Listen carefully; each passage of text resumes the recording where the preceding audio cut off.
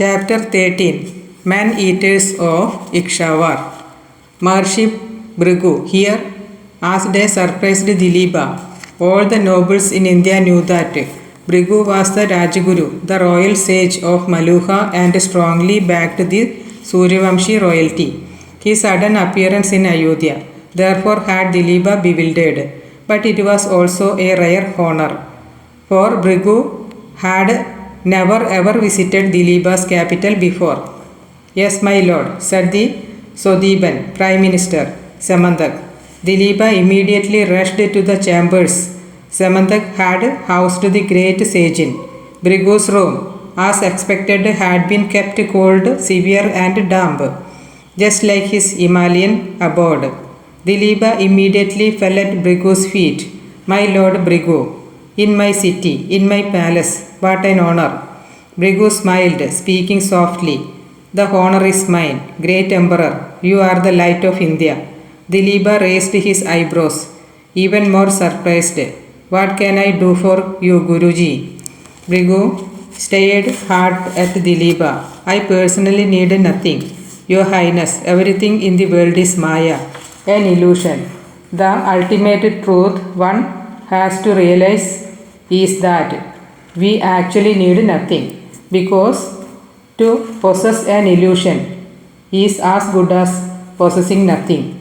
Dilipa smiled, not quite understanding what Bhrigu said, but too terrified of disagreeing with the powerful Brahmin. How is your health now? Asked Bhrigu. Dilipa wiped his lip with a damp cotton cloth, absorbing the medicine his royal doctor had applied on it. The emperor of Sadib had coughed some blood the previous morning. His doctors had told him that he had but a few months to live. Nothing is a secret from you, my lord. Bhrigu nodded, not saying anything. Dilipa smiled bravely. I have no regrets, my lord. I have lived a full life. I am content. True. How is your son? By the way, Dilipa narrowed his eyes. There was no point in lying. This was Maharshi Bhrigu, considered by many to be a Saptarshi Uttradhikari, a successor to the 7 sages. Looks like he will not have to kill me. Fate will do his work for him. Anyway, who can fight destiny? Bhrigu bent forward. Fate controls only the weak, your highness. The strong would be the providence they want. Dilipa frowned. What are you saying, Guruji? How long would you like to live? Is it in my hands? No, in mine. Dilipa laughed softly. The somnus will have no impact, my lord. I have smuggled in large amount from Maluha. I have found out the hard way that it cannot cure diseases. The somnus was the greatest invention of Saptarshis, your highness, but it wasn't the only one. You mean to say that? Yes, Dilipa edged back, breathing quicker, and in return, just remember your debt. If you give me this blessing, Guruji, I will be forever indebted to you. Not to me, said Bhrigu. Remain indebted in India, and I shall remind you when the time comes for you to serve your country. Dilipa nodded. A few days later, a single ship bearing Shiva, Bhagirath, Parvadeshwar, Anandamayi, Devodas, Drabagu, Purvaga, Nandi and Veerabhadra set off up the Padma. With them were around 500 men, half the brigade that had set off from Kashi. Only the Suryavamshis.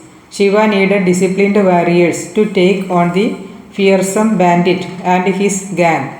He suspected that too large an army might hinder his attempt at drawing the brigand out.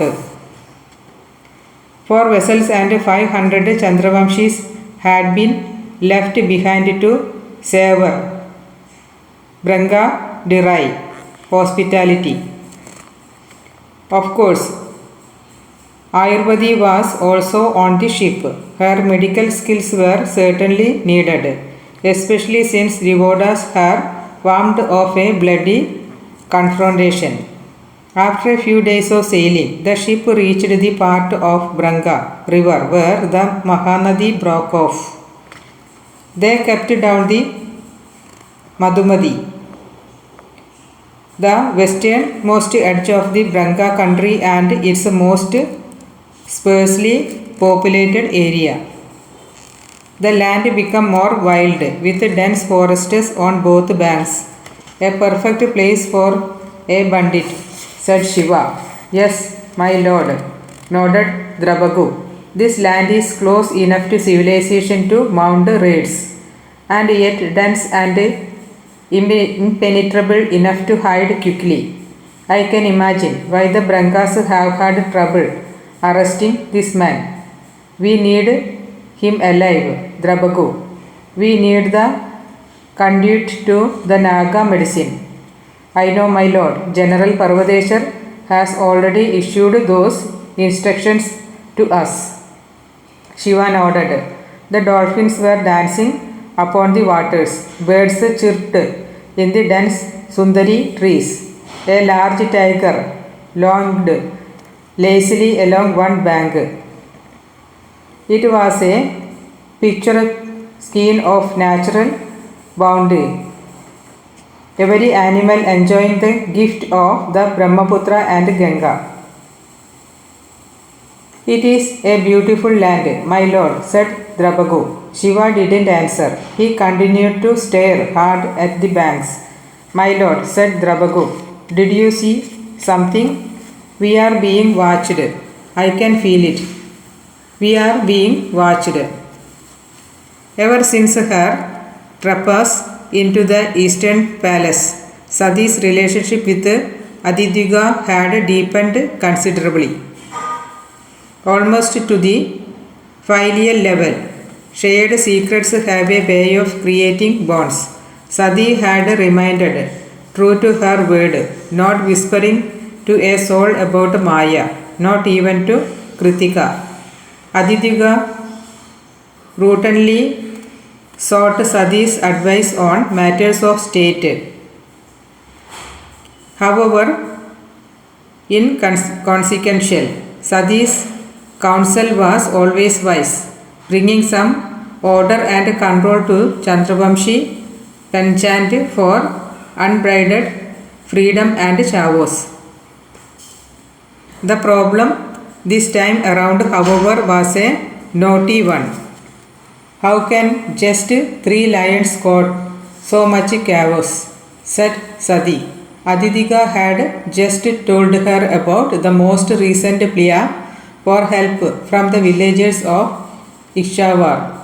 They had been living under a mortal threat of man-eating lions for many months.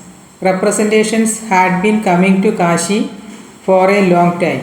Kashi had in turn requested Ayodhya as the overlord of Swadeep to come to its aid. Chandravamshi bureaucrats had so far been arguing over the terms of the Ashwamedh treaty, the main stalemate being on how the vow of protection made by Ayodhya did not cover animal attack. Kashi, of course, had no warriors of note to lead them against even a few lions. What do we do, my lady? But you had sent a platoon of Kashi police a month back, right? Yes, my lady, said Aditya. They tried their best, having devised a brilliant plan to trap the lions, using the villagers to create commotion with their drums in order to drive the lions to a well-covered ditch with giant spikes in it. But to their surprise, most of the lions seemed to have escaped and attacked a school where the village children had been huddled for safekeeping. Sati suppressed a gasp of shock. Adithiga, with tears in his eyes, whispered, 5 children were killed. Lord Ram be merciful, whispered Sati. The beasts didn't even drag the children's bodies away. Maybe they wanted vengeance for the single lion killed when he fell into the trap. They are not humans, Your Highness, said Sati, irritated. They do not feel anger or the need for vengeance. Animals killed for only 2 reasons, hunger or self-defense. But why would they kill and then leave the bodies there? Is there more to this than meets the eyes? Asked Sati. I don't know, my lady, I am not sure. Where are your 4 men? They are still in Peshawar, but the villagers are preventing them from mounting any more traps. They are saying that their own lives are in greater danger when the lions are lured. They want my police to venture into the jungle and hunt the lions down, which they don't want to do. It is not that they don't want to, my lady. They don't know how to. They are citizens of Kashi. We don't hunt. Sati sighed. But they are willing to fight, said Adithiga. I will go, said Sati. Of course not, my lady, said Adithiga. That is not what I wanted from you. I only wanted you to send word to Emperor Dilipa for help. He cannot refuse you. That would take forever, Your Highness. I know how the Swadiban bureaucracy works, and your people will keep dying. I will go. Assign 2 platoons of the Kashi police to travel with me. 60 soldiers, 40 traveling with me, and another 20 already in Peshawar. That should do. Adithiga did not want Sati to venture into the forest. He had come to love her as his sister. My lady, I can't bear to see anything. Nothing will happen to me, interrupted Sati. Now assign 2 Kashi platoons. 60 men ought to be enough against 2 lions. I want the joint platoon led by that man who helped General Parvadeshar protect the Brangas. His name was Kavas, right? Adithiga nodded. My lady, please don't think I am unsure about your abilities, but you are like a sister to me. I cannot allow you to put yourself in danger like this. I don't think you should go. And I think I must go. Innocents are being killed. Lord Ram would not allow me to stay there. Either I can leave Kashi alone or with 40 soldiers. Which option would you prefer? The ship was sailing slowly along the Madhumati. There had been no attack from Parashuram, no devil boats to set Shiva's ship on fire, no arrows to injure the lookouts, nothing. Parvadeshar and Anandamayi were standing against the balustrade at the stern of the ship, staring at the reflection of the sun rising gently in the sluggish Madhumati. The Lord is right, said Parvadeshar. They are watching us. I can feel it. It irritates me. Really? Smiled Anandamayi. I have had people staring at me all my life. It is never irritated me. Parvadeshar turned to Anandamayi as if trying to explain his point. Then, as he understood the pun, he smiled. By Lord Indra, exclaimed Anandamayi. I got you to smile. What an achievement. Parvadeshar smiled even more broadly. Yes, well, I was only talking about why the bandits were not attacking.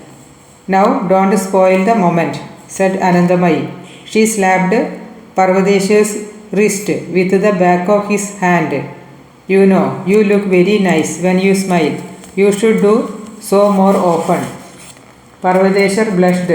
And you look Even better than you blush, laughed Anandamayi. Parvadeshar blushed even deeper. Your Highness, Anandamayi, sorry. Call me Anandamayi. How can I? Very simple, just say Anandamayi. Parvadeshar kept quiet. Why can't you call me Anandamayi? I can't, Your Highness. It is not correct. Anandamayi sighed. Tell me, Parvadeshar, who exactly defined what is correct? Parvadeshar frowned. Lord Ram's laws. And what was Lord Ram's fundamental law on punishment for a crime? Not even one innocent man should be punished. Not even one criminal must get away. Then you are breaking his laws. Parvadeshar frowned. How so? By punishing an innocent person for a crime she didn't commit. Parvadeshar continued to frown. Many noblemen committed a crime by breaking Lord Ram's law 250 years ago. They got away with the crime. Anybody punished them, and look at me. I had nothing to do with that crime. I wasn't even born then, and yet you are punishing me today for it. I am not punishing you, Your Highness. How can I? Yes, you are. You know you are. I know how you feel. I am not blind. Don't pretend to be deliberately stupid. It is insulting. Your Highness, what would Lord Ram have told you to do? Interrupting Anandamayi. Parvadeshar clenched his fist. He looked down, sighing deeply. Anandamayi, please understand, even if I want to, I can't. Just then Drabago marched up. My lord, the Lord Nilkanth requested your presence. Parvadeshar stood rooted to his spot, still staring at Anandamayi. My lord, repeated Drabago. Parvadeshar whispered, forgive me, Your Highness. I will speak with you later. The Meluhan general turned and marched away, followed by Drabago. Anandamayi hissed at Drabago's retreating form. Impeccable timing. Do you have to go, my lady? Asked Kritika, gently rocking a sleeping Karthik. Sati looked at Kritika, bemused. There are innocents dying, Kritika. Do I have a choice? Kritika nodded before looking at Karthik. My son will understand, said Sati. He would do the same.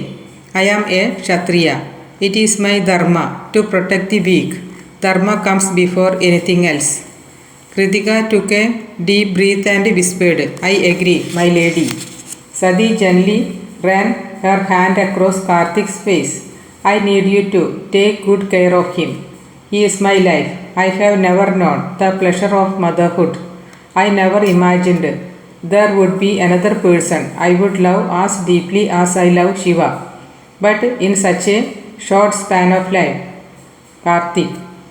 Kartika looked at Sati with a smile, touching the prince's hand. I will take care of him. He is my life as well. The Naga lord of the people was kneeling in the cold water of Chambal river. He scooped some water in the palm of his hand and allowed it to pour slowly, mumbling quietly.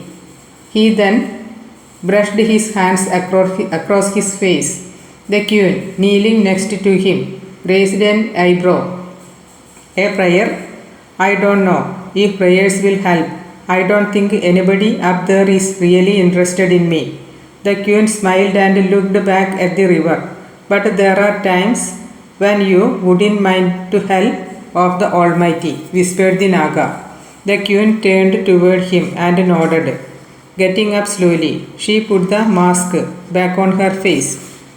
I have received a report that she has left Kashi and is riding towards Ishawar.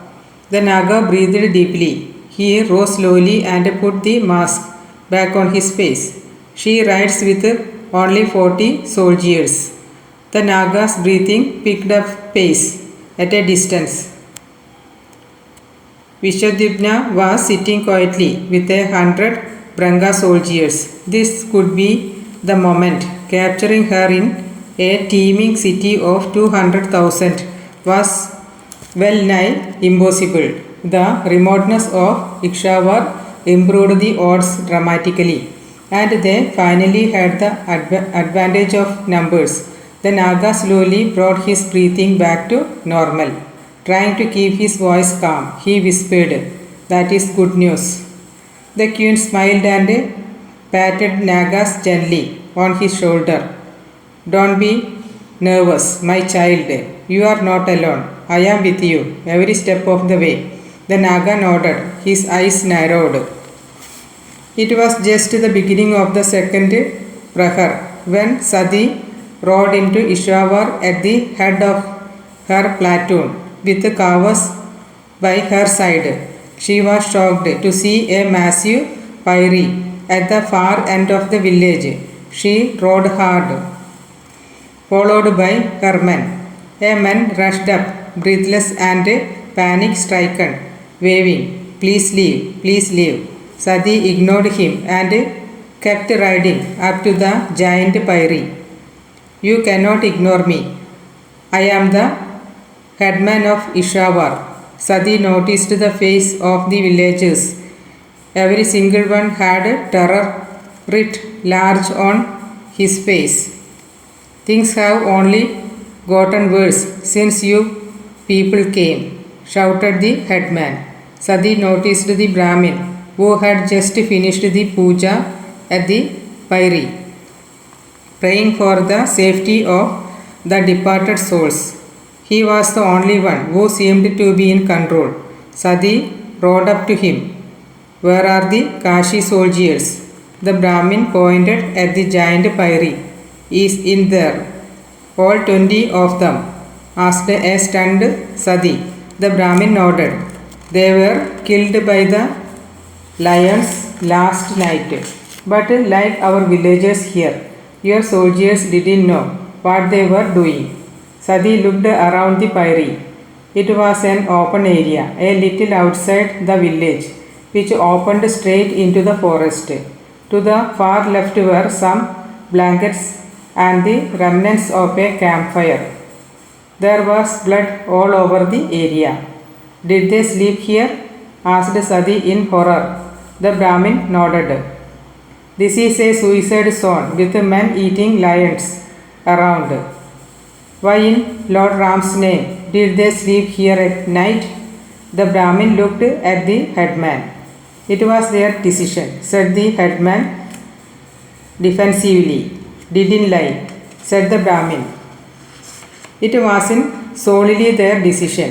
Don't you dare call me a liar, Suryaksh," said the headman.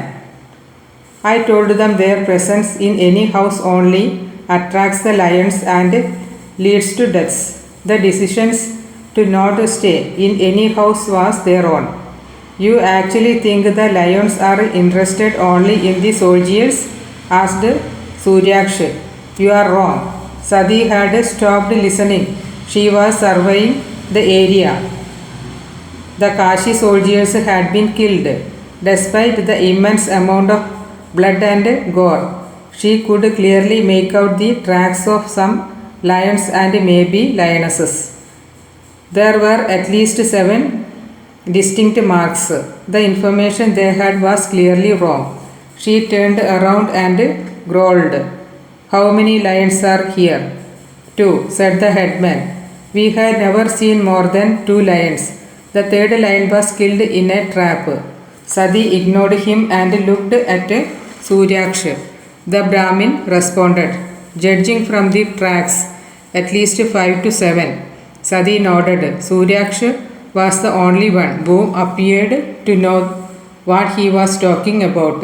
Turning towards the village, Sati told Suryaksh, "Come with me." 7. That means 5 lioness at least, a standard pride. But counting the one that died, there were 3 lions in this pride. That is strange.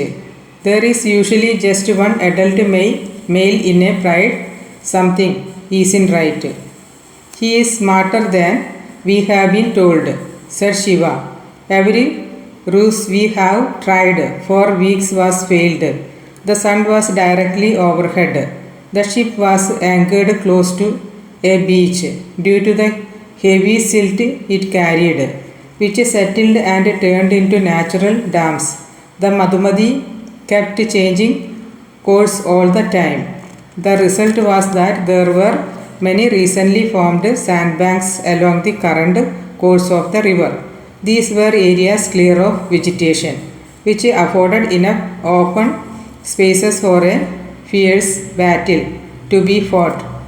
Shiva had held the ship close to one such beach, firing arrows into the trees, hoping Parashuram would be goaded into coming out in the open.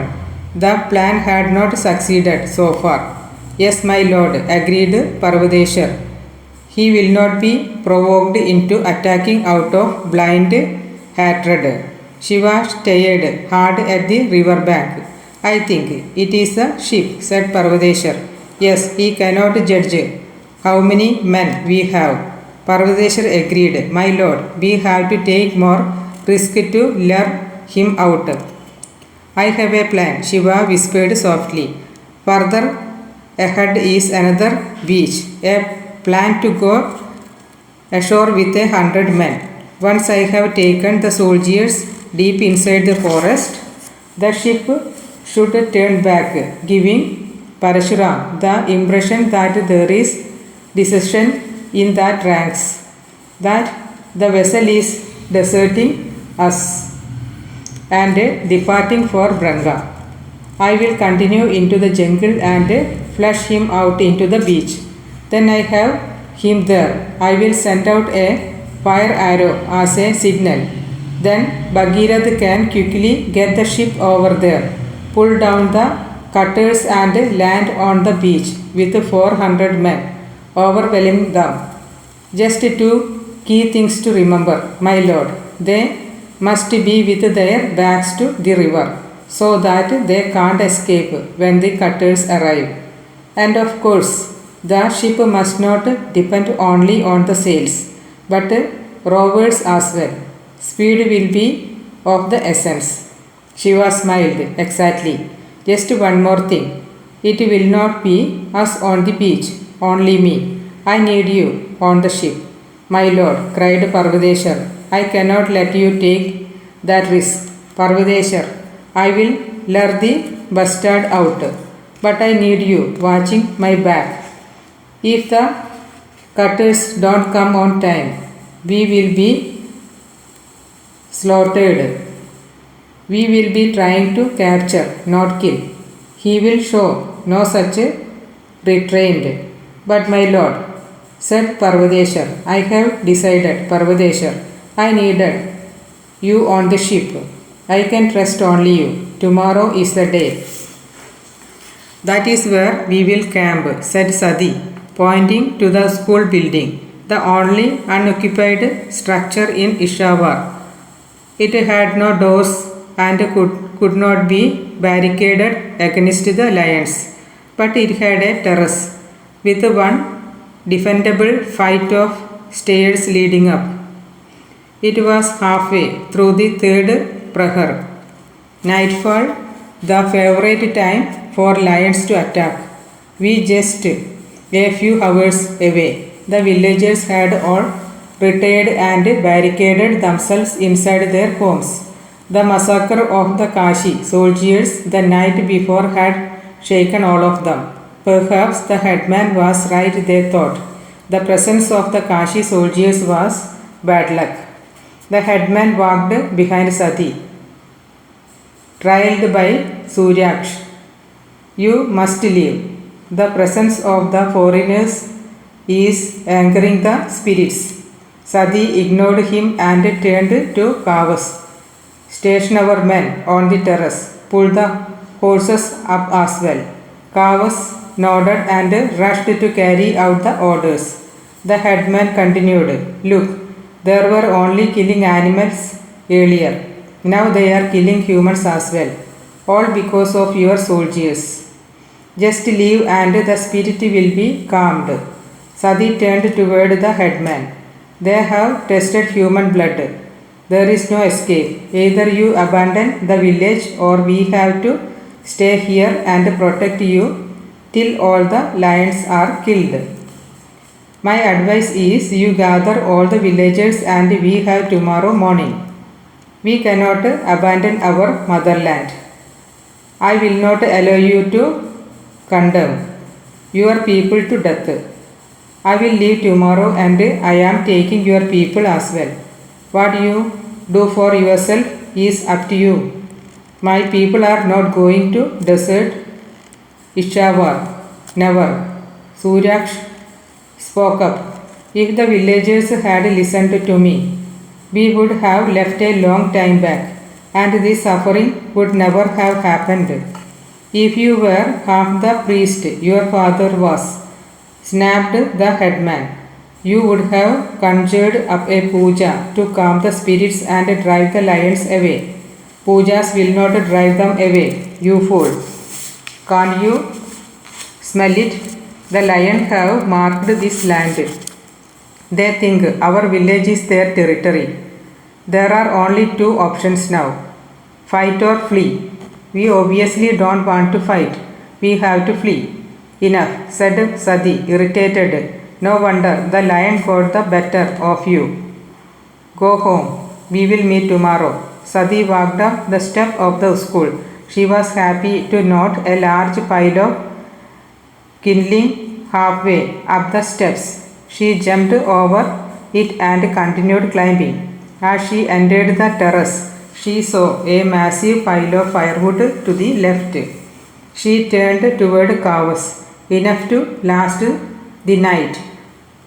Yes, my lady. Sati scanned the forest and whispered, light the fire on the staircase as soon as the sun goes down.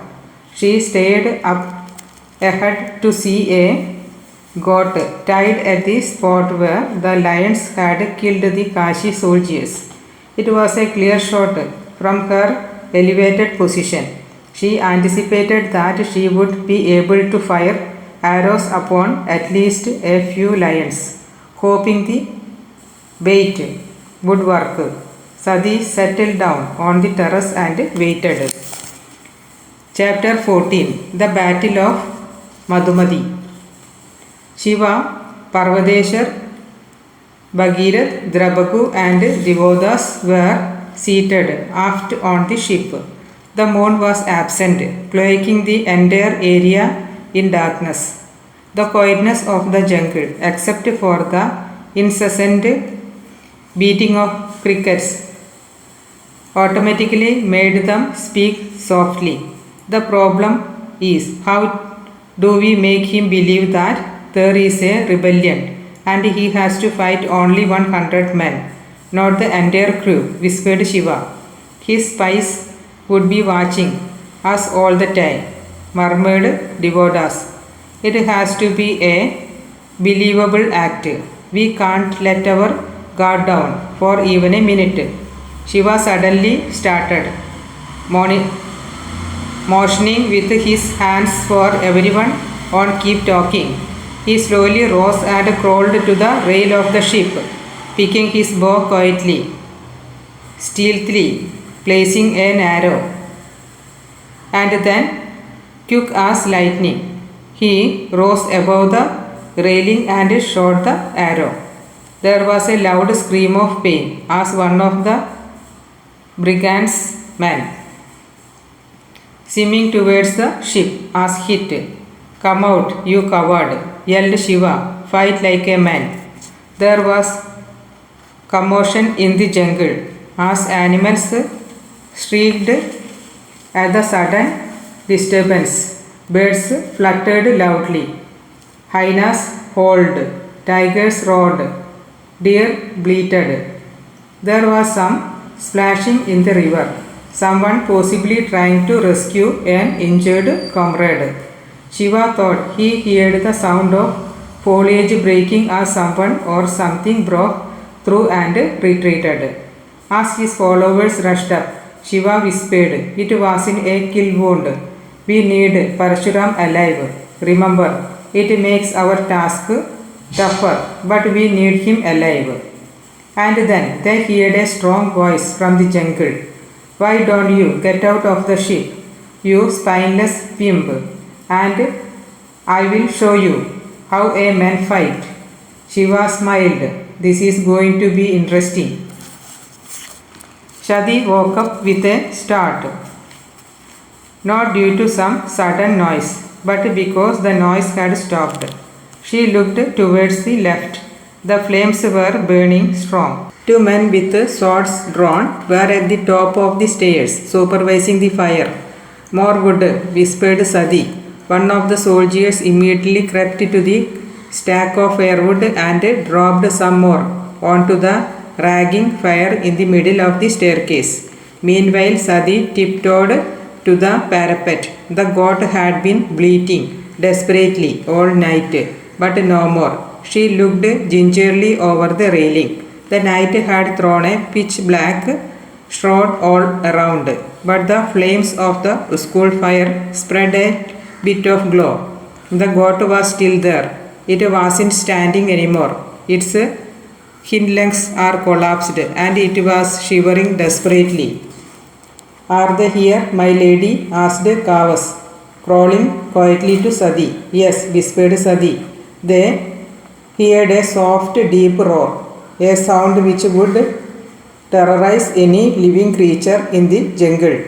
Kavas quickly woke the rest of the platoon, who drew their swords and crawled to the doorway at the end of the staircase to defend the one passage from where the lions would charge up. Sadi kept staring at the goat. Then she heard the sound of something being dragging softly. She strained her eyes. 1, 2, 3, 4. It wasn't their full pride. The fourth lion seemed to be dragging something. "Oh Lord," whispered Sadi in horror. The body being dragged was that of Suryaksh, the village Brahmin. His hand was moving a little. He was still alive, but barely so. The largest lion, obviously the leader of the pack, came into full view. It was abnormally massive, the largest Sadi had ever seen, and yet the mane was not dense. It was clearly an adolescent, not more than an year old perhaps. Then a troubling thought struck Sadi. She stared at the lead animal's skin. It had the stripes of a tiger. It wasn't an adolescent at all. She gasped in shock. "Liger." "What?" whispered Kavas. "A rare animal, the offspring of the lion and tigress. It grows almost twice as big as its parents and has many times their ferocity." The liger stunted up to the goat. The goat's front leg too buckled as it collapsed onto the ground in terror, waiting for its imminent death. But the liger didn't strike out. He just walked around the goat, wiping it with his tail. He was toying with the bait. The lion, dragging Suryaksh, dropping the body and bent to bite into the Brahmin's leg. Suryaksh should have screamed in pain, but his neck was bleeding profusely. He simply didn't have the strength. The liger suddenly growled at the lion, who was chewing Suryaksh's leg. The lion growled back, but retreated. The liger clearly didn't want Suryaksh eating just as yet. The liger is a recent leader. The other lions still seem to have the strength to at least protest. Followed by the lioness, the liger walked back to the goat, lifted his hind leg and urinated around the area, marking his territory again. Then he roared, loud and strong. The message was clear. This was his territory. Anyone in it was fair game. Sadi reached silently for her bow. The aggression of the pride would be cut if the liger was dead. She softly loaded an arrow and aimed. Unfortunately, just as she realized the arrow, the liger stumbled on Suryaksh's body. The arrow flew past him and rammed deep into the eye of the lioness behind. She snarled in pain and ran into the forest. So did the others. But the liger turned around, baring his teeth ferociously at his intrusion. Growling, he reached out with his paw and struck Suryaksh hard across the face. A fatal blow. Sati reloaded and fired again. This one hit the liger on his shoulder. The liger roared and retreated. The lioness will be dead soon, said Sati. But the liger will come back, said Kavas, angrier than ever. We better leave tomorrow with the villagers. Sati nodded. The sun had just broken through the night. You must leave. You have no choice, said Sati. She couldn't believe she had to argue with the villagers about what was blatantly obvious. It was the beginning of the second prahar. They were standing next to the fiery, consuming Suryaksh's body. Sadly, there was nobody to say prayers for his brave soul. They will not come back, said one villager. What the headman says is right. The lions will not come back. What nonsense, argued Sati. The liger has marked his territory. You either kill him or leave this place. There is no third option.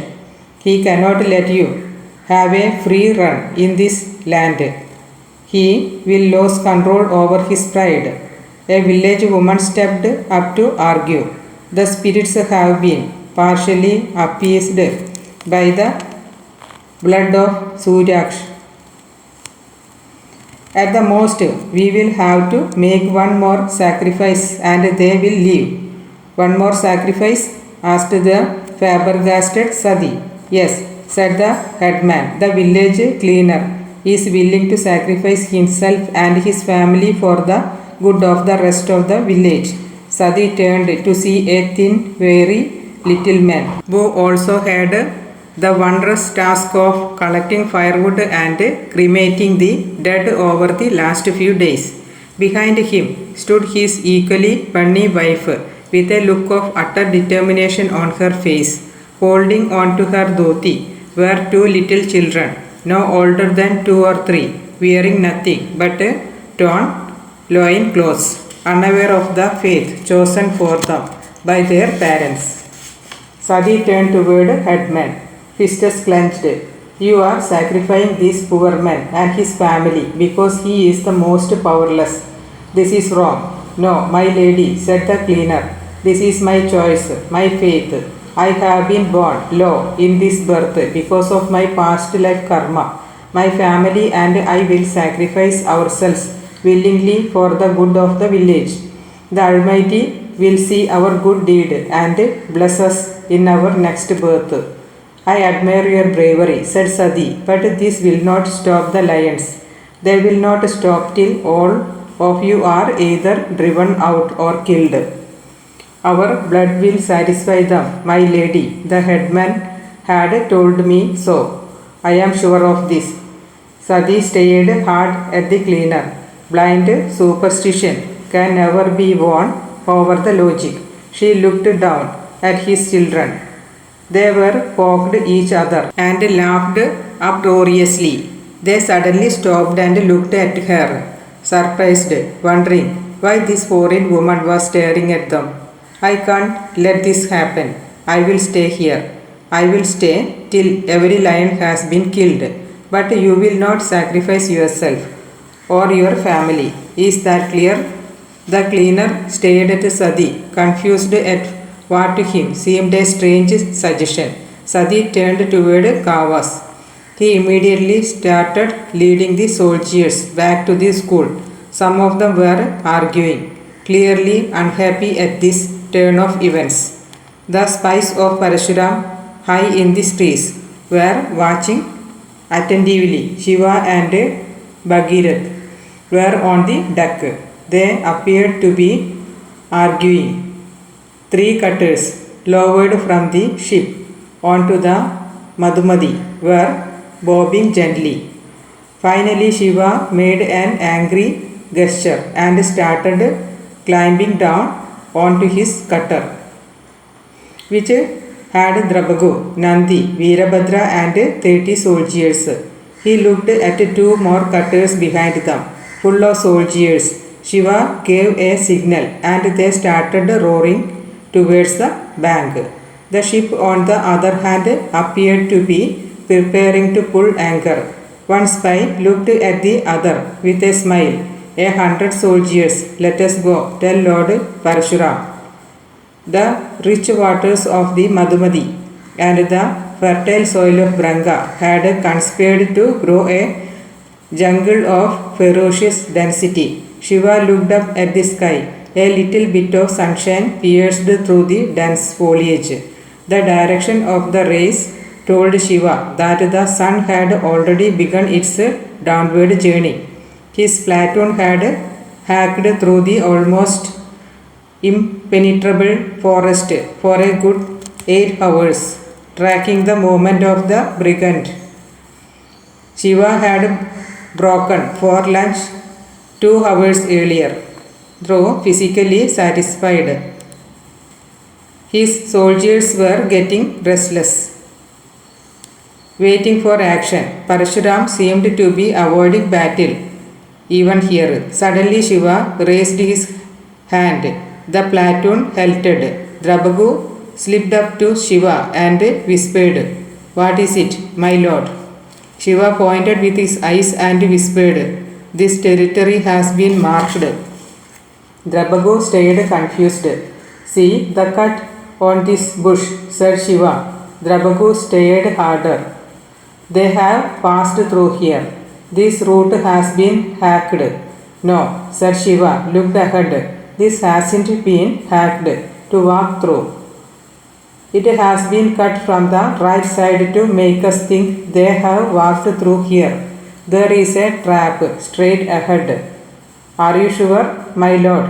asked Drabagu, noticing Shiva reach slowly for his bow. Shiva suddenly turned around, pulling an arrow simultaneously and loading it onto his bow. He fired it immediately onto the top of one of the trees. There was a loud noise as an injured man came crashing down. "This way," said Shiva, running hard to the right. The soldiers followed, desperately keeping pace with their charging load. They ran hard for what must have been a few minutes. Shiva suddenly emerged onto a beach and stopped dead. Standing in front, at a distance of around 100 meters, was Parashuram with his gang. There were at least 100 men, an equal match for the Suryavamshis. Shiva's soldiers kept running out of the jungle in a single file and started getting into formation quickly on the beach. "I will wait," said Parashuram sarcastically.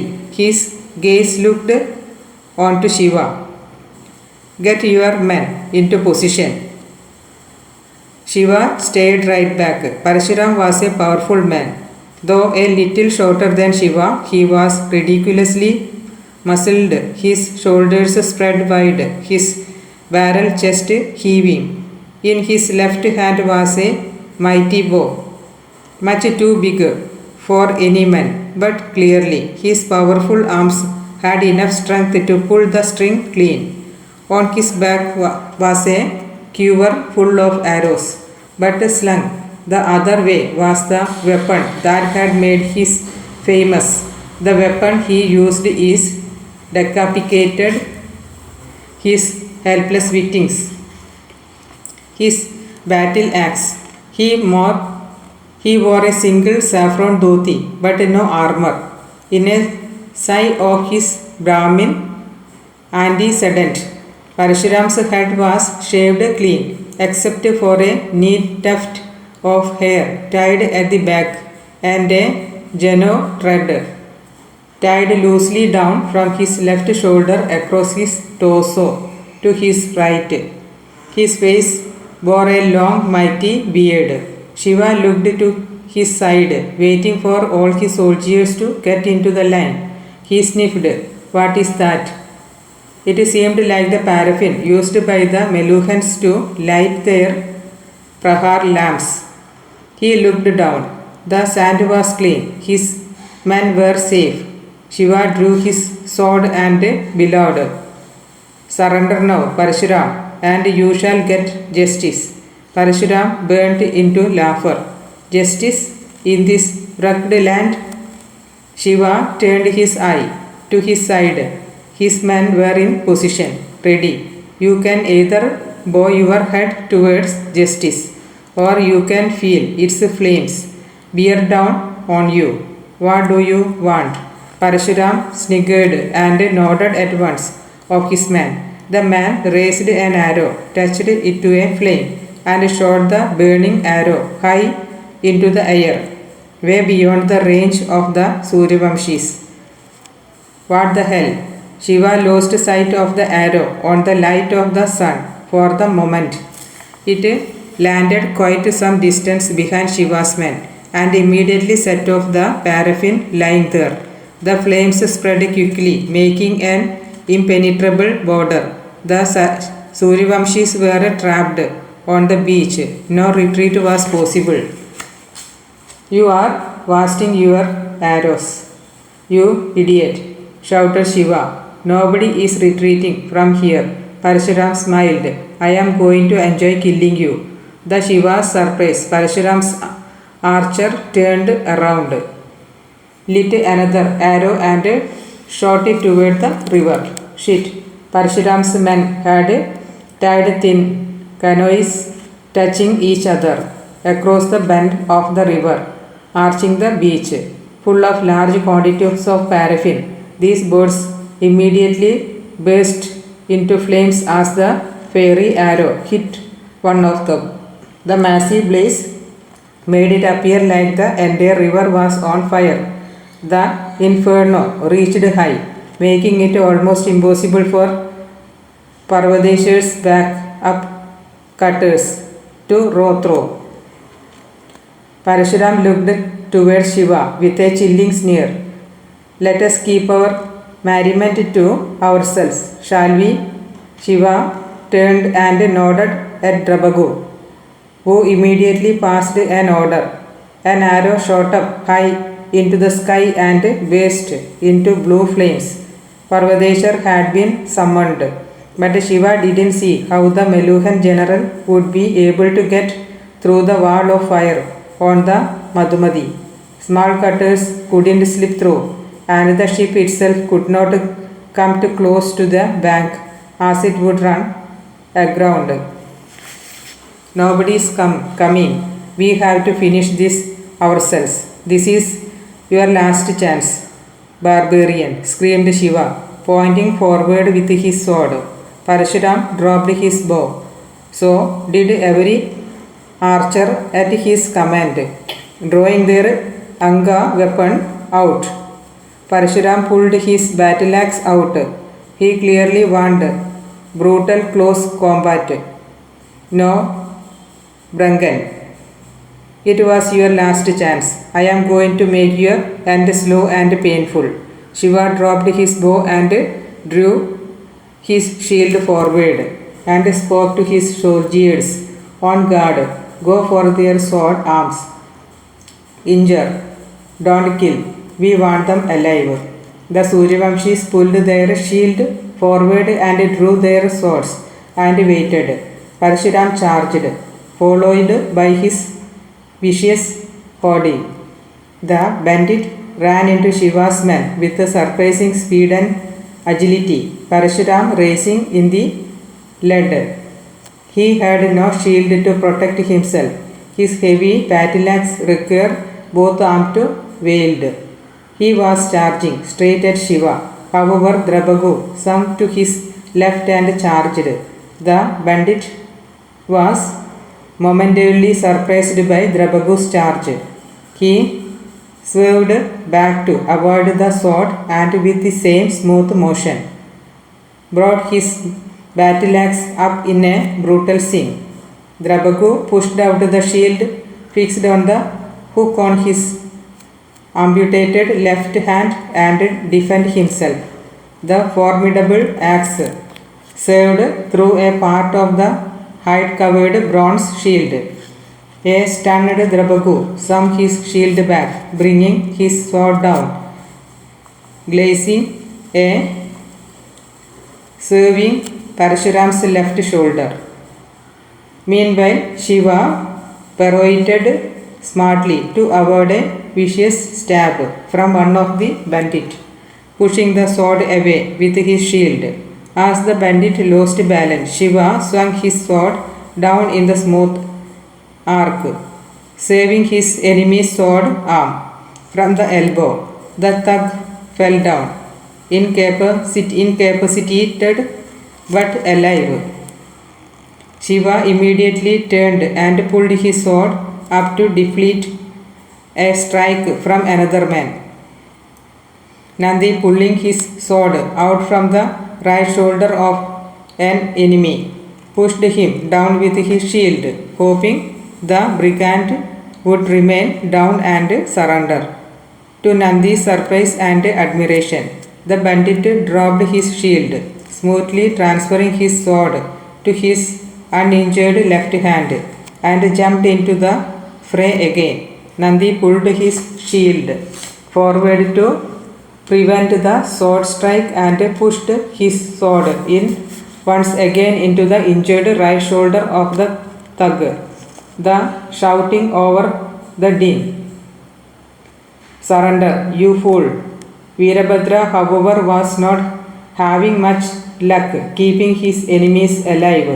He had already killed two and was trying desperately to avoid killing a very determined third. Ignoring his injured sword arm, the bandit had picked up his sword with his left arm. An exasperated Veerabhadra swung down hard with his shield on the brigand's hand, hoping to knock the man out. The thug arched his shoulder, taking the bow on it while swinging his sword in a brutal cut at Veerabhadra. The sword slashed Veerabhadra across his torso. Enraged, he thrust his sword straight at the exposed flank of bandit, driving the blade through his heart.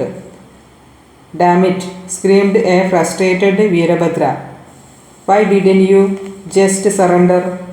In another corner of the battlefield, Shiva swung his shield sideward at the outlaw he was combating.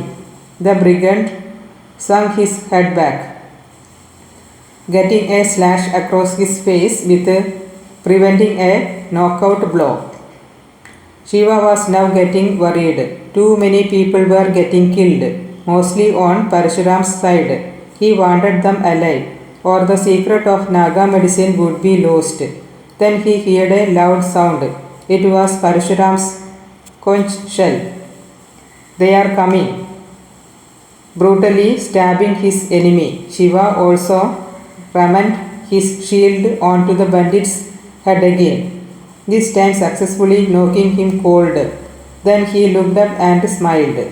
The massive Suryavamshi ship burst through the flaming canoes, running around onto the beach, its hull cracking. The flame on the Madhumati were high for a cutter, but not high enough for a large ship. Parshuram had banked on the idea that the Suryavamshis would not ground their ship, as this would mean that they would have no way of returning to Branga. He had, however, miscalculated the determination of Suryavamshi troops as well as the valor of their general Parvateshwar. The ship rammed through many of Parshuram's men, killing them instantly. Parvateshwar, standing at the bow, jumping down as soon as the ship hit the sandbank. The rope tied around his waist broke his fall from the great height. As he swung close to the ground, Parvadeshwar slashed his sword above him, cutting the rope neatly and landing free. 400 Suryavamshis followed their general into battle. Drabagu had been momentarily distracted by the sight of the ship. As he swung his sword at Parshuram's axe, he failed to notice the bandit pull out a knife from behind. Parshuram brought up his left hand in a smooth action, thrusting the knife into Drabagu's neck. Pain immobilized the Suryavamshi brigadier momentarily. Parshuram rammed the knife in brutally, right up to the hilt. Drabagu staggered back, bravely remaining his hold on his sword. Meanwhile, the Suryavamshis, outnumbering Parshuram's men 5 times over, were rapidly taking control of the situation. Many brigands were surrendering.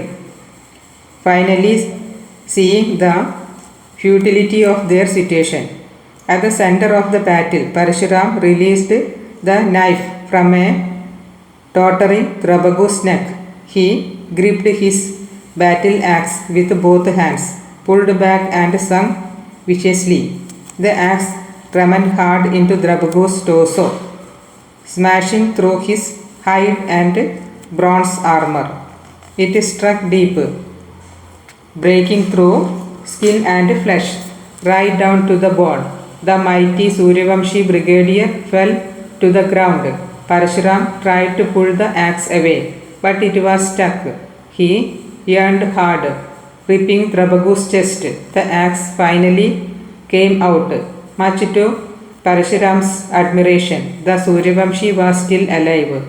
The brigadier tried to raise his drastically weakened sword arm, still attempting to fight. Parshuram stepped forward and pinned Drabagu's arm down. He could feel the weakened motion of the brigadier's limb. Attempts by a dying man to not give up the fight. The sword still held tight. Parshuram was awed. He had never needed more than one clear blow with his battle axe to kill his opponents. His soldiers were rapidly losing the battle, but he didn't seem to notice. His eyes were transfixed upon the magnificent man dying at his feet. Parshuram bowed his head slightly and whispered, "It is an honor to slay you." The brigand raised his axe, ready for the decapitation strike. At the same instant, Anandamayi flung her knife from the distance. It pierced straight through Parshuram's left hand, causing the axe to fall safely away. Bhagirath, with the help of devotees and 2 Suryavamshi soldiers, wrestled Parshuram to the ground without any further injury to the bandit. Shiva and Parvadeshwar ran to Drabagu. He was bleeding profusely, barely alive. Shiva turned back and shouted, "Get Ayurvedi quickly."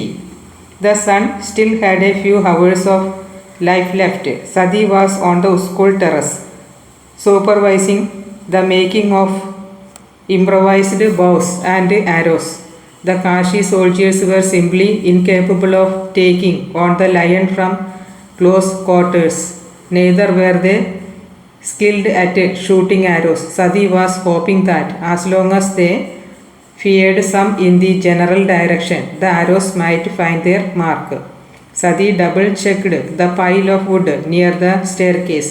The soldiers had replenished the stock, and it appeared as though they would be able to last the night without running out. She hoped to kill some members of the pride from the safety of the terrace. If fortune favored her, she hoped to kill the liger and finish the key source of the menace. A few days of watch thereafter might solve the problem once and for all. After all, there were only 7 animals, not a very large pride. She looked up at the sky, praying softly that nothing would go wrong. Chapter 15. The Lord of the People. The sun was rapidly descending into the horizon. The tilt sky, a vibrant ochre. The Suryavamshi camp was a hub of feverish activities. Bhagirath was supervising the key task of the securing of the prisoners. Using bronze chains from the ship, Parshuram's men had been tied up hand and foot and forced to squat in a line in the center of the sandbank. The chains had been hammered into stakes deep in the ground. As if that wasn't enough, another chain ran through their anklets, effectively binding them to each other. The Suryavamshi soldiers were stationed all around the prisoners. They would maintain a constant vigil. Escape was impossible for Parshuram and his men. Devodas walked up to Bhagirath. Your Highness, I have inspected the ship and it will take at least 6 months to repair. Bhagirath cursed. How the hell do we get back?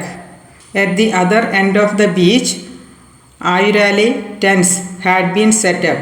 Ayurvadi and her medical unit were working desperately to save as many as they could, both the Suryavamshis and the bandits. They would succeed with most, but Ayurvadi was presently in a tent where there was no hope. Shiva was on his knees, holding Drabagu's hand. Ayurvadi knew nothing could be done. The injuries were too deep. She stood at the back with Nandi and Parvadesha. Drabagu's father, Purvaga, was kneeling on the other side, looking lost once again. Drabagu kept opening his mouth, trying to say something. Shiva bent forward. What is it, my friend? Drabagu couldn't speak. Blood continued to ooze from his mouth. He turned toward his father and then back to Shiva. The movement caused his heart to spurt, spilling some more blood out of his gaping chest into the sheet covered him. Shiva, his eyes moist, whispered, I will take care of him. Drabagu, I will take care of him. A long breath escaped Drabagu. He had heard what he needed to, and he let himself die at peace finally. A gasp escaped Purvaga's lips. His head collapsed in his son's shoulders, his body shaking. Shiva reached out and touched Purvaga gently on his shoulders. Purvaga looking up, his forehead covered with his son's brave blood, tears flowing furiously. He looked at Shiva, devastated. The proud, confident Purvaga was gone. It was the same broken man that had met Shiva at Kodadwar in Meluha. His only reason to stay alive had been bravely hacked away. Shiva's heart sank. He couldn't bear to look at his Purvaga. And then rage entered his heart. Pure, furious rage. Shiva rose. The Parvadeshers surprise. Nandi longed forward, grabbing Shiva. No, my lord, this is wrong. Shiva angrily pushed Nandi aside and stormed out. He began running to where Parshuram had been tied up. Nandi was running behind, still screaming, No, my lord, he is a prisoner. This is wrong. Shiva was running even harder. As he came close to where Parshuram had been tied, he drew out his sword.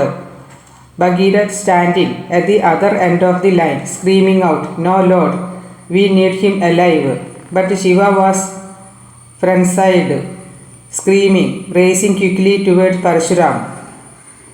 He soared high, ready to behead the bandit. Parshuram continued the state blankly, not a hint of fear on his face. and then he shut his eyes and shouted the words he wanted to die with. Jai Guru Vishwamitra, Jai Guru Vashishta. A stunned Shiva stopped in his tracks, paralyzed, not feeling the sword strike on his neck. Parshuram opened his eye and stared at Shiva, confused. The sword slipped from Shiva's hands. Vasudev, the Parshuram, looked as shocked as Shiva. He finally got a good look at Shiva's throat, deliberately covering by cravat. Realization dawned. Oh Lord, what have I done? Nilkanth, Lord Nilkanth. Parshuram brought his head down toward Shiva's feet, tears flooding his eyes. Forgive me, Lord, forgive me. I didn't know it was you. Shiva just stood there, paralyzed.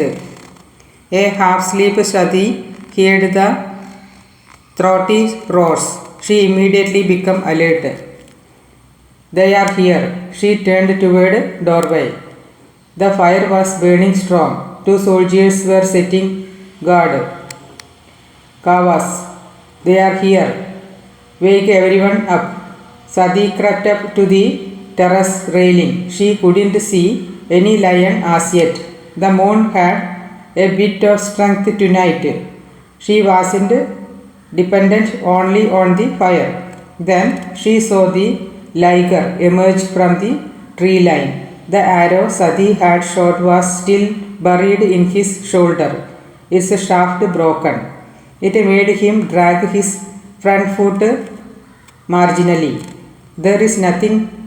Another male lion, whispered Kavas, pointing. Sati nodded. She drew her bow forward, but before she could shoot, the sight in front of her stunned her.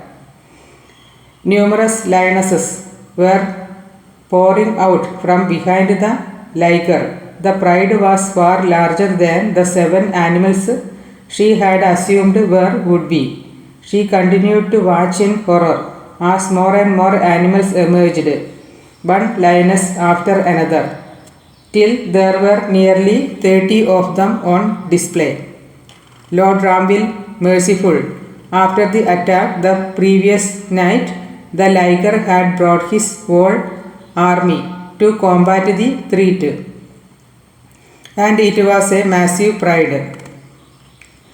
This explains the 3 male lions. The liger has actually taken over and merged 3 prides into one.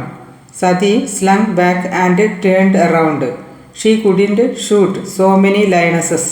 She looked around her. There was pure terror in the eyes of Kashi soldiers. She pointed to the doorway. 2 more men there, and more wood into the fire. The Kashi soldiers rushed to obey.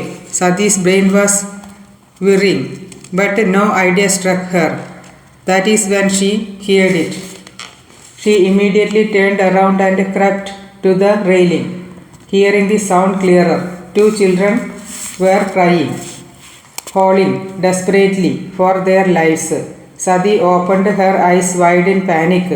Please, no. The village cleaner and his wife were walking determinedly towards the lions.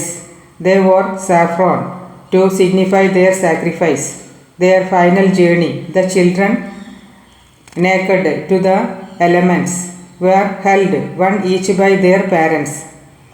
They were bawling frantically. The liger turned toward the couple and growled. Sati drew her sword. No, no, my lady, screamed Kavas. But Sati had already jumped over into the ground. She charged towards the lions, sword held high. The lions turned towards her, surprised, forgetting about the cleaner and his family.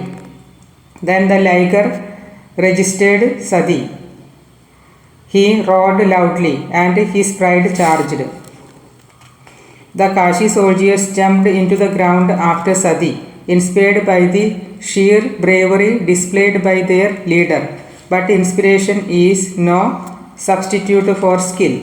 Sati swung as she neared a massive lioness, turning smoothly with the movement, slicing through the nose and eye of the beast. As the lioness retreated, howling, Sati turned in the same smooth motion to attack a lion in front of her. Another lioness charged her from the right. A brave Kashi soldier jumped in front. The lioness grabbed the unfortunate soldier from his throat, shaking him like a rag doll. The soldier, however, had managed to lodge his sword deep into lioness' chest. As he died, so did the lioness. Kavas was frantically battling a lioness that had sunk her teeth into his leg, gouging his flesh. He was swinging down with his sword, hitting her on her shoulder again and again with ineffective strikes. The Kashimen were fighting desperately, bravely, but it was clearly a matter of time before they would be overwhelmed. They didn't have the training or the skill to battle this well. Co-ordinate pride. Sati knew it was but a matter of time before they would succumb. Lord Ram, let me die with honor. Then a resounding yell rose above the mayhem. 100 soldiers broke through the three line, rushing into melee. One of them was blowing a conch shell. The fierce called a Naga attack. A stunned Sati continued fighting the lioness in front of her, but her thoughts were distracted, wondering why the soldiers had come to the village to their aid. The tide of the battle turned immediately. The new soldiers, clearly more skilled than their Kashi counterparts, charged at the lioness viciously. Sati killed the lioness in front of her and turned to see numerous lion carcasses around her. She perceived a movement to her left. The liger had sprung high at her from nowhere. A massive hooked figure emerged. He caught hold of the liger and flung the animal off. The liger's claws struck on the hooded figure, tearing deep through his shoulder. As the liger regained balance and swung to face his new threat, the hooded figure stood protectively in front of Sati, his sword drawn. Sati looked at the back of her fearless protector. Who is this man? The hooded figure charged at the liger. Just then another lioness charged at Sati. She bent low and struck her sword up brutally through the lioness' chest, deep into the beast's heart. The lioness fell on Sati, dead. She tried to pull the lioness off. Her head turned to the right. She could see the hooded figure battling the gargantuan liger on his own.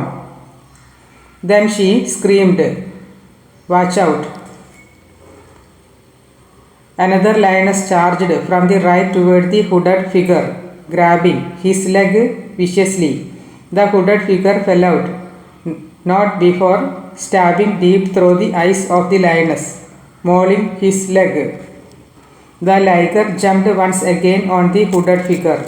"No!" screamed Sati, desperately trying to push the lioness off her. Then she saw various soldiers rushing at the liger, swinging their swords at the same time. The liger, overwhelmed, turned and ran. Only 3 of the pride of 30 beasts were able to escape. The rest lay on the village grounds dead. Along with them were the bodies of 10 brave Kashi soldiers. The soldier came to assist Sati, pushing the lioness carcass off her. She immediately got up and ran toward the hooded figure, who was being held to his feet. Then she stopped, stunned. The hooded figure's mask had slipped off.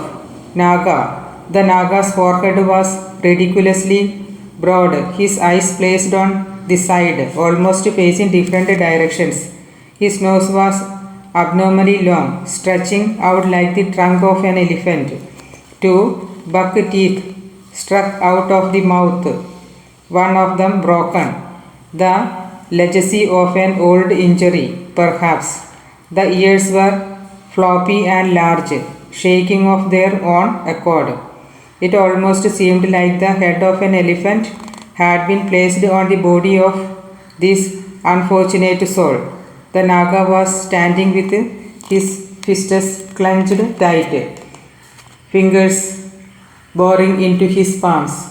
He had dreamt of this moment for ages. Emotions were raging through his soul: anger, betrayal, fear, love. Ugly, aren't I? Whispered the Naga, his eyes wet, teeth gritted. What? No, cried Sati, controlling her shock at seeing a Naga. How could she insult the man who had saved her life? I am sorry, it is just that I. Is that why you abandoned me? Whispered the Naga, ignoring what Sati had said. His body was shaking, his fists clenched tight. What? Is that why you abandoned me? Soft tears were rolling down the Naga's cheeks. Because you couldn't even bear to look at me. Sati stared at Naga, confused. Who are you? Stop playing innocent, you daddy's spoilt little girl. Shrieked a strong feminine voice from behind. Sati turned and gasped, standing a little too far left of the Naga queen. Her entire torso had an exoskeleton covering it, hard as bone. There were small balls of bone which ran from her shoulders down to her stomach, almost like a garland of skulls. On top of her shoulders were two small extra appendages, serving as a third and fourth arm. One was holding a knife, clearly itching to fling it at Sati. But it was the face that disturbed Sati the most. The color was jet black, but the Naga queen's face was almost an exact replica of Sati's. Who are you people?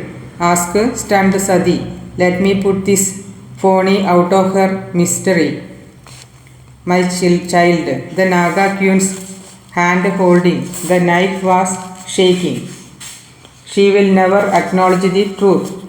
She is just like her treacherous father. No, Mausi. Sati turned to the Naga again, before returning her gaze to the Naga queen. Who are you? Bullshit. You expect me to believe that you don't know? Sati continued to stare at Naga queen, confused. Mausi, whispered the Naga. He was on his knees, crying desperately. My child, cried the Naga queen as she sprinted towards him. She tried to hand him her knife. Kill her, kill her. That is the only way to find peace. The Naga was trembling, shaking his head, tears streaking down his face. Vishadvigna and the Brangas were holding the Kashi soldiers at the distance. Sati asked once again, Who are you people? I have had enough of this, screamed the Naga queen, raising the knife. No, Mausi, whispered the Naga through his tears. She doesn't know, she doesn't know. Sati stared at Naga queen. I swear, I don't know. Who are you? The Naga queen shut her eyes, took a deep breath and spoke with all the sarcasm at her command. Then listen, or exalted princess. I am your twin sister, Kali, the one whom your two-faced father abandoned. Sati stared at Kali, mouth half opened, too shocked to react. I have a sister, and this Sad soul, said Kali, pointing at the lord of the people, is the son you abandoned, Ganesh. Sati gasped in shock. My son is alive? She stared at Ganesh. My son. Angry tears were flooded down Ganesh's face. His body was shaking with misery. My son. Sati's heart was crying in pain. But father said my son was stillborn. She continued to stare. I was lived too. Sati held her breath. She stared at her twin sister, an extra replica of her, a visible proof of the relationship. She turned to Ganesh. My son is alive? Ganesh looked up, tears still rolling down his eyes. My son is alive, whispered Sati, tears spilling from her eyes. Sati stumbled toward the kneeling Ganesh. She went down on her knees, holding his face. My son is alive. She cradled his head. I didn't know, my child. I swear I didn't know. Ganesh didn't raise his arms. My child, whispered Sati, pulling Ganesh's head down, kissing his forehead, holding him tight. I will never let you go, never. Ganesh's tear broke out in a stronger flood. He wrapped his arms around his mother and whispered that most magical word, Ma. Sati started crying again. My son, my son. Ganesh cried like the sheltered little child he had always wanted to be. He was safe at last, safe in his loving mother's arm. Parashuram was bidding time. The water holes of the Branga ship had been destroyed when it grounded. The Suryavamshis had no choice but to drink the Madhumati's water. Devodas and insisted the water he boiled first. But Parashuram knew that people drinking Madhumati water for the first time would be knocked out for a few hours if they didn't have the antidote beforehand. He waited patiently for the water to take effect. He had a task to carry out. As the camp slept, Parashuram set to work. He found the weak link in his chain and banged it lightly with a stone till it broke. His lieutenant next to him expected to be set free, but Parashuram hammered the chain back into the stake. Nobody escaped. Is that clear? Anyone who dared to will be hunted down by me. The lieutenant frowned, thoroughly confused, but did not dare question his fearsome chieftain. Parashuram turned towards the kitchen area of the beach. His battle axe gleamed in the moonlight. He knew what he had to do. It had to be done. He had no choice. Chapter 16. Opposites Attract. The fire was raging. Shiva had never seen flames so high near the Mansarovar lake.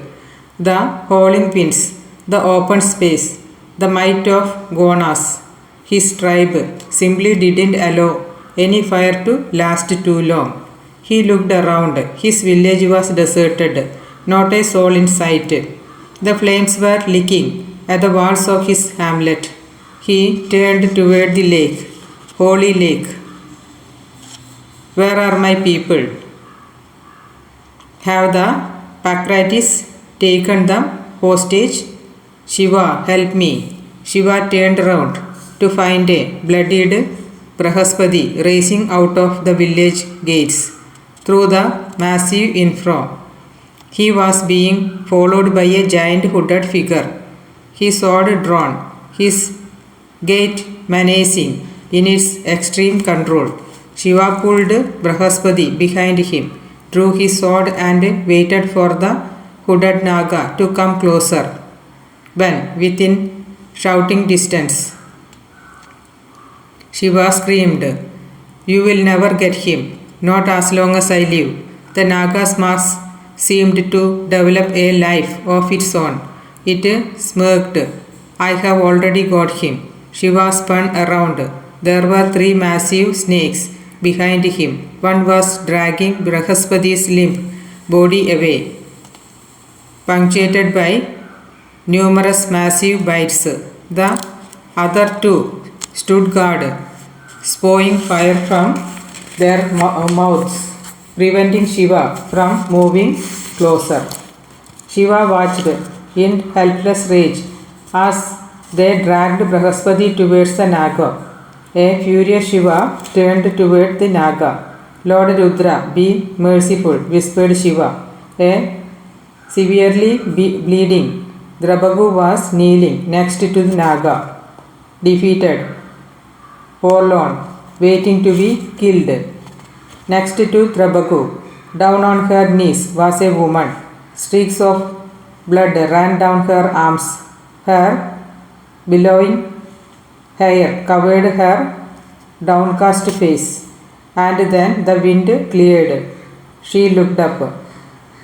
It was her, the woman we couldn't save, the woman we hadn't saved, the woman we hadn't even attempted to save. Help, please help me. Don't you dare, screamed Shiva, pointing menacingly at the Naga. The Naga calmly raised his sword and without a second's hesitation beheaded the woman. Shiva woke up in cold sweat, his brow burning again. He looked around the darkness of his small tent, hearing the soft sound of the Madhumati lapping the shores. He looked at his hand. The serpent Om bracelet was in it. He cursed out loud, threw the bracelet onto the ground and lay back on the bed. His head felt heavy, very heavy. The Madhumati flowed quietly that night. Parshuram looked up. The moonlight gave just enough visibility for him to do his task. He checked the temperature on the flat griddle, beating on the small fire, scalding. It had to be. The flesh would have to be seared shut quickly, otherwise the bleeding would not stop. He went back to sharpening the axe. He tested the sharpness of the blade once again. Razor sharp. It would afford a clean strike. He looked back. There was nobody there. He threw away his cloak and took a deep breath. Lord Rudra, give me strength.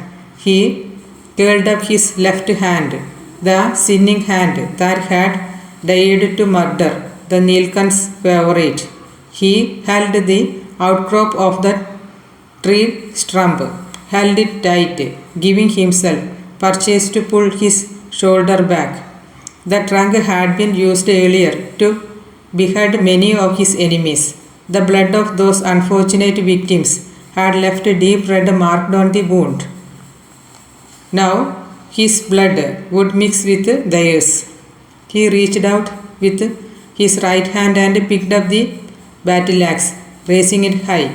Parshuram looked up one last time and took a deep breath. Forgive me, my lord. The battle axe hummed through the air as it swung down sharply. It sliced through perfectly, cutting the hand clean. How in the name of the holy lake did he escape? Shouted Shiva. What were you doing? Parvadeshwar and Bhagirath were looking down. The Lord had justifiable reasons to be angry. They were in his tent. It was the last hour of the first prahar. The sun had just risen, and with that had come to light Parshuram's disappearance. Shiva was distracted by commotion outside. He rushed out to find devotees and a few other soldiers pointing their sword at Parshuram. He was staggering towards Shiva, starting at him, nobody else. Shiva held his left hand out, telling his men to let Parshuram throw. For some reason, he didn't feel the need to reach for his sword. Parshuram had his cloak wrapped tightly around himself. Bhagirath stepped up to check Parashuram for weapons. Shiva called out loudly, "It is all right, Bhagirath, let him come." Parashuram stumbled towards Shiva, obviously weak, eyes drooping. There was a massive blood stain on his cloak. Shiva narrowed his eyes. Parashuram collapsed on his knees in front of Shiva. "Where had you gone?" Parashuram looked up, his eyes melancholic. "I, Penes, my lord," Shiva frowned. The bandit dropped his cloak and with his right hand placed his severed left one at Shiva's feet. "This hand sinned, my lord, forgive me." Shiva gasped in horror. Parashuram collapsed unconscious. Ayurvedi had tended to Parashuram's wound.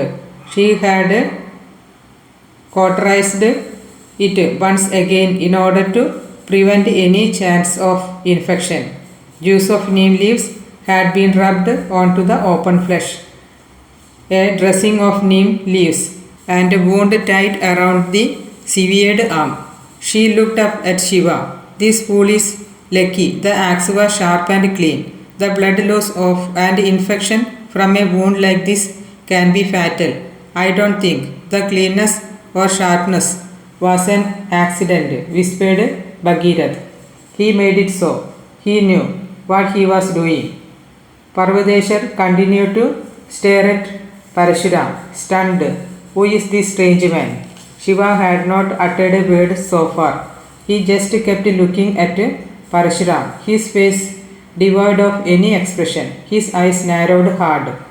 "What do we do with him, my lord?" asked Parvadeshwar. "We use him," suggested Bhagirath. "Our ship will take up to 6 months to repair. We cannot stay here for that long. I say we carry Parashuram in one of our cutters to the closest Branga opposite outpost and hand him cover. We will use the leverage of handling over the most wanted criminal in Branga to wrangle a ship from him. They will force the medicine out of him and we get our path to the NÅGAS." Shiva didn't say anything. He continued to stare at Parashuram. Parvadeshwar didn't like Bhagirath's solution, but he also knew it was the most practical thing to do. He looked at Shiva. "My lord, we are not handing him over to the Brangas," said Shiva. "My lord," cried Bhagirath, shocked. Shiva looked at Bhagirath. "We are not. But my lord, how do we get to the NÅGAS? We have stone to get the medicines to the Brangas." "Parashuram will give us the medicine. I will ask him when he is conscious." "But my lord," continued Bhagirath, "he is a criminal. He will not help us. He is coerced. I admit he had made a sacrifice. But we need a ship to get out of here. I know." Bhagirath continued to stare at Shiva. Then he turned towards Parvadeshwar. The Maluhan general gestured to Ayodhya prince to be quiet. But Bhagirath would have none of it.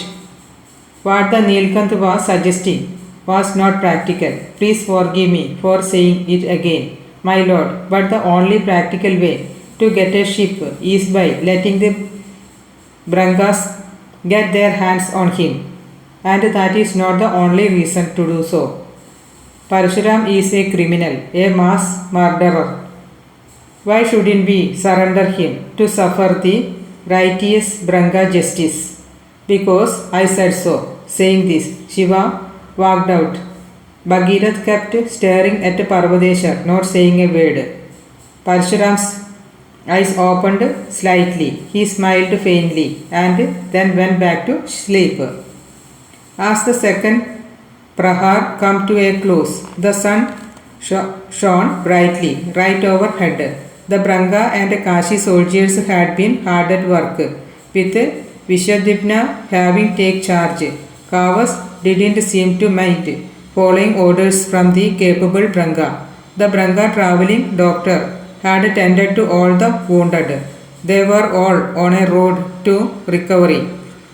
The dead had been cremated in the Ikshawar village ground, while nobody expected a few remaining lionesses and the lion linger to return back to the village. For abundant precaution, the soldiers had dug ditches around the village. Temporary quarters had been erected for both Branga as well as Kashi soldiers in the school building. The villagers had been commanded to arrange the food supplies. The villagers, through rejoicing at the decimation of the pride, stayed weirdly at a distance, carrying out the task assigned to them by Vishadugna, their mortal fear of the Naga. Despite the fact that their lives had just been saved by them, kept them suppressed. The cleanest children, however, seemed to delight in playing with Kali. They pulled her hair, jumped on her and laughed uproariously every time she pretended to get angry. Children, spoke their mother sternly. They turned and ran towards her, holding on to her dhoti. The cleaner's wife spoke to Kali. My apologies for this, Your Highness. They will not disturb you. In the presence of an adult, Kali's demeanor became serious once again. She merely nodded wordlessly. She turned to her right to find Ganesh sleeping with his head on Sadi's lap, his face a picture of bliss. His wounds had been dressed. The doctor was especially worried about the mutilation caused by the lioness on Ganesh's leg. It had been cleaned and bandaged tight. Sadi looked up at Kali and smiled. She held her sister's hand. Kali smiled softly. I have never seen him sleep so peacefully. Sadi smiled and lovingly ran her hand along Ganesh's face. I must thank you for taking care of him for so long. It was my duty, yes, but not everyone honors their duty. Thank you. Actually, it was my pleasure as well. Sadi smiled. I can't imagine how tough life must have been for you. I will make it up to you, I promise. Kali frowned slightly but kept quiet. Sadi looked up once again as a thought struck her. You had said something about a father. Are you sure? He is weak, but he loves his family dearly. I can't imagine him consciously hurting any of us. Kali's face hardened. Suddenly they were disturbed by a noise from Ganesh. Sadi looked down at her son. Ganesh was pouting. I am hungry. Sadi raised her eyebrows and burst out laughing. She kissed Ganesh gently on his forehead. Let me see what I can rustle up. As Sadi walked away, Kali turned to Ganesh, about to scold him for his behavior. But Ganesh himself was up in a flash. You will not tell her, Mausi. What? Asked Kali. You will not tell her. She is not stupid. You know, she will figure it out. That she may, but she will not find out from you. She deserves the truth. Why shouldn't she know? Because some truths can only cause pain, Mausi. They are best left buried. My lord, whispered Parashuram. Shiva, Parvadeshwar and Bhagirath were huddled together around him in the tiny tent. It was the last hour of the third prahar. The sun was sinking into the horizon, turning the sludgy Madhumati water orange brown. Devodas and his team had already started working on repairing the ship. It was a daunting task. What is it? Parshuram asked Shiva. Why did you want to meet me? Parshuram closed his eyes, gathering strength. I will have one of my people give the secrets of the Naga medicine to the Brangas, my lord. We will help them. We will take them to Mount Mahendra in Kaling, from where we get the stabilizing agent for the medicine.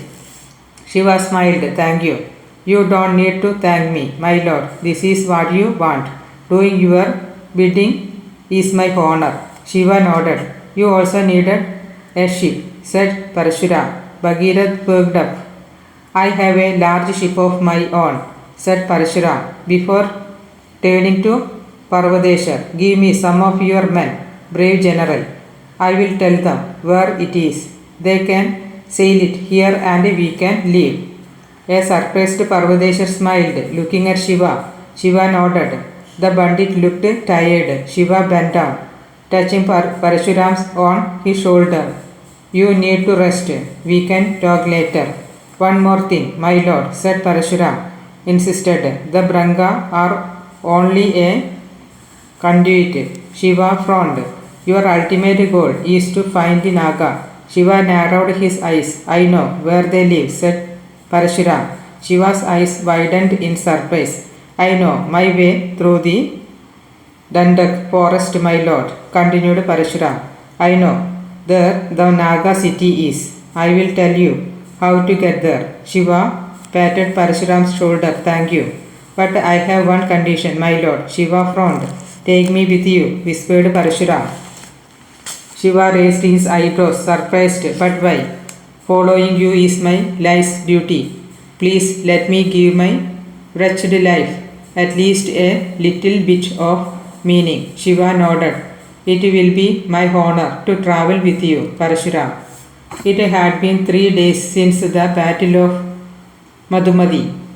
Parvadeshar's men had located Parashuram's ship. It was even bigger than the one they had travelled in, clearly a Branga ship. It even had hull extensions to allow passage through the gate of Branga. The ship must have been captured by Parashuram's men from one of the unfortunate Branga Kshatriya bands set to arrest or kill him. All the soldiers had boarded the ship. Parashuram's men were not prisoners anymore. They had been allotted comfortable quarters of the same order as the Suryavamshi soldiers who had beaten them.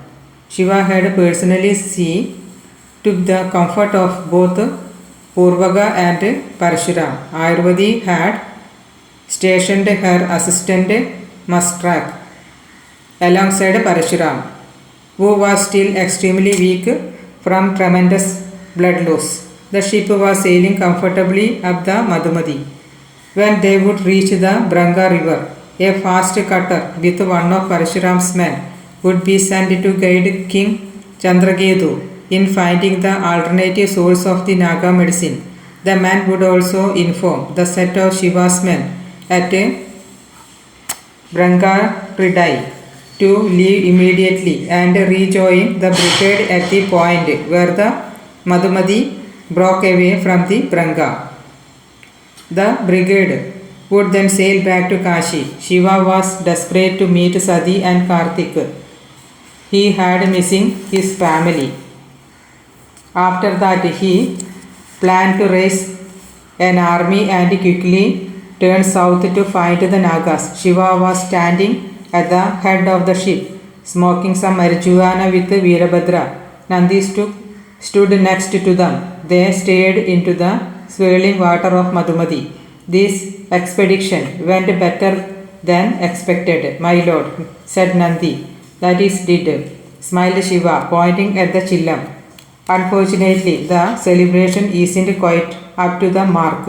Veerabhadra smiled. Let me get to Kashi. They really know how to roll good grass there. Shiva laughed loud. So did Nandi. Shiva offered the chillam to Nandi, but the Melukan major declined. Shiva shrugged and took another drag before passing the chillam back to Veerabhadra. Shiva was distracted as he saw Parvadeshar come up to them, hesitate and turn back. I wonder what he want to talk about now, said Shiva, frowning. It is obvious, isn't it? Smiled Veerabhadra. Nandi looked down and smiled, not saying a word. Why don't you two idiots excuse me for a minute? Smiled Shiva. As he walked away from his friends, Parvadeshwar was standing at a distance deep in thought. General, a word, General. Parvadeshwar immediately turned around and saluted. Your command, my lord. Not a command, Parvadeshwar, just a request. Parvadeshwar frowned. In the name of the Holy Lake, said Shiva, for once listen to your heart. My lord, you know what I am saying. She loves you. You love her. What else is there to think about? Parvadeshwar turned beet red. Has it been that obvious? Obvious to everyone, General. But my lord, this is wrong. How? Why? You think Lord Ram purposely designed law for you to be unhappy? But my grandfather's vow, you have honored it for long enough. Trust me, even he would want you to stop now. Parvadeshwar looked down, not saying anything. I remember hearing that one of Lord Ram's commandments was that law was not important. What is important is justice. If the purpose of justice is served by breaking a law, then break it. Lord Ram said that, asked Parvadeshwar, surprised. I am sure he must have, smiled Shiva. He never wanted his followers to be unhappy. You are not hurting anyone else by being with Anandamayi. You are not hurting the protest begun by your grandfather. You have served that purpose quite enough. Now let your hurt serve another purpose. Are you sure, my lord? I have never been surer of anything else in my life. In the name of Lord Ram, go to her. Shiva slapped Parvadeshwar hard on his back. Parvadeshwar had been thinking about this for long. Shiva's words only helped him gather his dwindling courage. Thus he saluted Shiva and turned, a man on mission, ready to take plunge. Anandamayi was leaning against the railing astern of the ship, enjoying the strong evening breeze. Your Highness. Anandamayi spun around, surprised to find Parvadeshwar there, looking sheepish. The princess of Ayodhya was about to open her mouth when he corrected himself. I meant Anandamayi, whispered Parvadeshwar. Anandamayi stood up in surprise. Yes, General, you wanted something, asked Anandamayi, her heart racing. Anandamayi, I was thinking. Yes? Well, it is like this. It is about what we were talking about. Anandamayi was aglow, smiling from deep within her heart. Yes, General. I never thought I would face this day, so... Anandamayi nodded, keeping quiet, letting him take his time. She could figure out exactly what Parvadeshwar wanted to say, but she also knew that it would be very difficult for the Meluhan general. My woes and Suryavamshi laws have been the bedrock of my life, said Parvadeshwar. Unquestionable and unchangeable, my destiny, the destination of my life and my role in it, has so far been clearly defined. This predictability is confronting, rather had been comforting for many decades. Anandamayi nodded silent, but said Parvadeshwar, the last few years have turned my world upside down. First came to the Lord, a living man that I could look up to, a person beyond the laws. I thought this would be the biggest change my simple heart had been forced to handle. Anandamayi continued to nod, trying her best not to frown or laugh, touching to see this proud man wearing his heart in what she thought was one of the most wooden attempts at a courtship in history. But she was wise enough to know that her parva had to say his piece or he would never be comfortable with himself or in the life she owned he was choosing to make with her. But then, most unexpectedly, I also found a woman that I couldn't look up to, could admire and adore. I have reached a crossroad in my life where my destination is a blur. I do not know where my life is going. The road ahead is unclear. But to my surprise, I find that I am happy with that. Happy as long as you walk this road with me. Anandamayi remained silent, smiling, tears in her eyes. He had really pulled it together at the end. It will be one hell of a great journey. Anandamayi lunged forward and kissed Parvadeshwar's heart. A deep, passionate kiss. Parvadeshwar stood stunned, his hands to his side, taking in a pleasure he hadn't ever imagined. After what seemed like a lifetime, Anandamayi stepped back, her eyes a seductive half stare. Parvadeshwar staggered, his mouth half open, not even sure how to react. Lord Ram be merciful, the general whispered. Anandamayi stepped closer to Parvadeshwar, running her hand across his face. You have no idea what you have been missing. Parvadeshwar just continued to stare at her, dumbfounded. Anandamayi held Parvadeshwar's hand and pulled him away. Come with me. It had been a week since the battle with the liger. The few surviving lionesses and the liger had not come back. They were still licking their wounds. The villagers of Ishwar were using the moment of peace to start tilling their lands, preparing for the seasonal crops.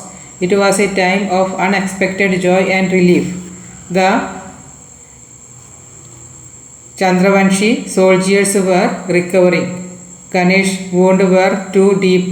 He still limped from the severe mauling his leg had taken. But he knew it was only a matter of time before he would be all right. He had to start preparing for the inevitable. Ma, whispered Ganesh. Sati looked at Ganesh, covering the dish she was cooking with a plate. She had spent the previous week listening to Kali share stories of Ganesh's childhood, sharing in his joy and sorrows, understanding her child's personality and character, right down to his favorite dishes, and she was satiating his stomach and soul with what she had learnt. What is it, my son? Kali had just stepped up close as requested by Ganesh.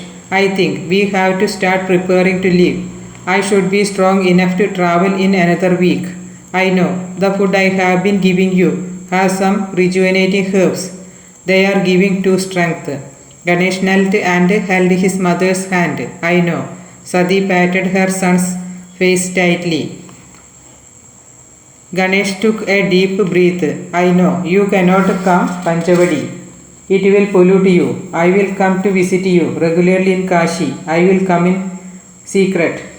What are you talking about? I have also sworn the Kashi soldiers to an oath of silence on pain of gruesome death. Grinning Ganesh, they are terrified as NÅGAS. They will not dare break this oath. The secret of my relationship with you will not be revealed. Ganesh, what is in Lord Ram's name are you talking about? I will not embrace you. Your acceptance of me is enough for my soul. How can you embrace me? You are my pride and joy. Ma, smiled Ganesh. Sati held her son's face. You are not going anywhere. Ganesh frowned. You are staying with me, Ma, said Ganesh, horrified. What? How can I? What will your society say? I don't care. But your husband, He is your father, said Sati firmly. Speak of him with respect. I meant no disrespect, ma, but he will not accept me. You know that I am a Naga. You are my son. You are his son. He will accept you. You don't know the size of your father's heart. The entire world can live in it. But Sati, said Kali, trying to intervene. No arguments, Kali, said Sati. Both of you are coming to Kashi. We travel when you are strong enough to do so. Kali stared at Sati, at a loss for words. You are my sister. I don't care what society says. If they accept me, they will accept you. If they reject you, I leave this society too. Kali smiled slightly, teary eyes. I was very wrong about you, Didi. It was the first time Kali had called Sati her elder sister. Sati smiled and embraced Kali.